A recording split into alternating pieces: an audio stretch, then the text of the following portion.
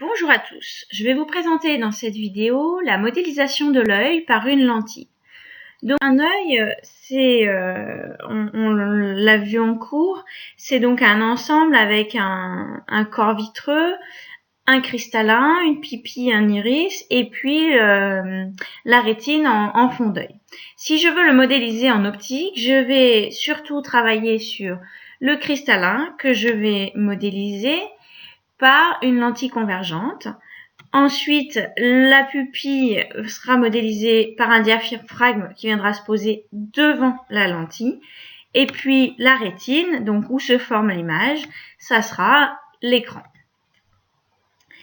Donc, on va s'intéresser dans cette vidéo d'un peu plus près aux lentilles. Alors, les lentilles, c'est des choses que vous avez normalement déjà abordées au cours de votre scolarité. C'est des choses de ce type-là. Là, je vous ai mis 6 exemples de lentilles. Une lentille, ça va donc être un milieu transparent, du verre, du plastique, limité par 2 surfaces. Et il faut qu'il y ait au moins une des 2 surfaces qui ne soit pas plane. Maintenant, si je regarde, je fais arriver un rayon lumineux sur la lentille. On est donc à la surface de séparation entre l'air et le verre ou le plastique de la lentille, et donc le rayon lumineux va subir une première réfraction. Et puis à la sortie de la lentille va subir une deuxième réfraction, et donc ces 2 réfractions font que les lentilles vont faire dévier les rayons lumineux.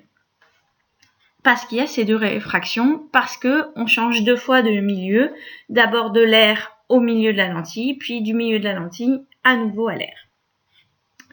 Alors, si on regarde même maintenant plus en détail ces lentilles, on voit qu'en fait, il y en a 2 groupes de lentilles.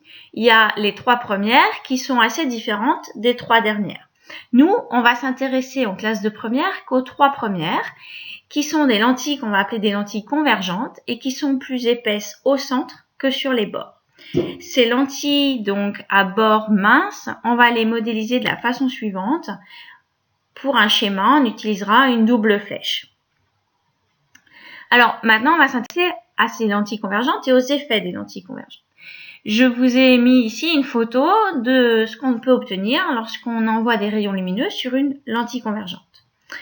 On voit que, après passage dans une lentille convergente, les rayons lumineux sont déviés et vont se rapprocher de l'axe optique. Il y a tout de même un rayon un petit peu particulier, c'est celui-ci.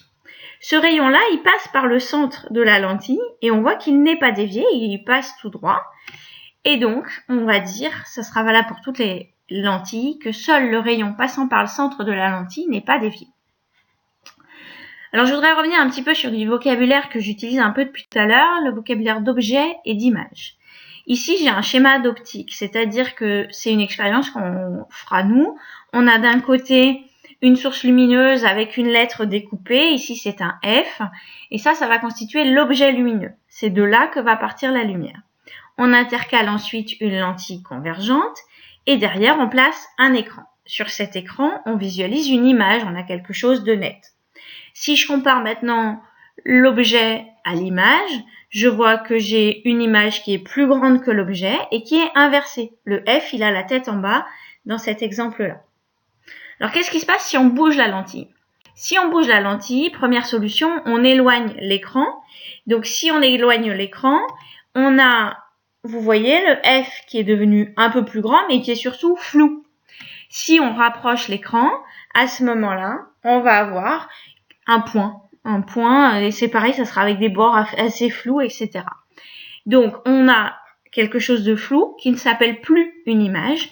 Une image, c'est forcément net. Et elle n'est visible, cette image, qu'en un seul endroit de l'espace. C'est-à-dire qu'il y a une seule position de l'écran qui correspond à une image. On va donc dire que l'image est localisée. Elle est présente en un endroit de l'espace et pas à d'autres endroits. Voilà, c'est tout pour cette vidéo. Je vous laisse la re-regarder si vous en avez besoin et prendre des notes sur ce qui vous paraît important à noter dans ce qu'il faut savoir. Au revoir et bonne journée.